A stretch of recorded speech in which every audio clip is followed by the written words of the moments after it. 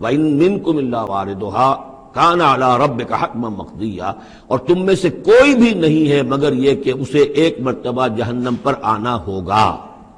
یہ فیصلہ ہے تیرے رب کا حتمی، طے شدہ، حتماً مقضیہ۔ اس کا جو مفہوم سمجھا گیا ہے میں اسے اتفاق کرتا ہوں کہ اصل میں وہ پل صراط جس کا تذکرہ جو ہے آئے گا سورہ حدید میں بھی اور پھر سورہ تحریم میں بھی، جس کو ہم پل صراط کہہ دیتے ہیں، الصراط ہے وہ، یہی صراط مستقیم جس پر ہم چل رہے ہیں، یہ عالم برزخ کے اندر جا کر اور قیامت کے دن جو ہے یہی پل صراط بن جائے گا اور یہ جہنم کے اوپر ہوگا۔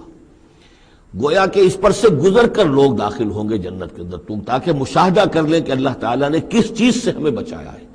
اور وہاں پر جو جہنمی ہیں وہ ٹھوکریں کھا کھا کر اس میں گرتے جائیں گے چونکہ ان کے پاس روشنی نہیں ہوگی۔ یہ مضمون جو ہے کھل کر آئے گا سورہ حدید میں اور سورہ تحریم میں۔ تو یہ فرمایا کہ آنا تو ہر ایک کو پڑے گا، ہر انسان کا گزر اس پر ہوگا، تاکہ اور اس میں یہ کہ یقیناً جو بچا لیے جائیں گے ان کے دل میں کس قدر اللہ تعالیٰ کی کہ اس رحمت کا اور مغفرت کی قدر کتنی ہوگی کہ اللہ نے ہمیں کس انجام سے بچایا ہے۔ وَإِن مِّنكُمْ إِلَّا وَارِدُهَا كَانَ عَلَىٰ رَبِّكَ حَتْمًا مَّقْضِيًّا۔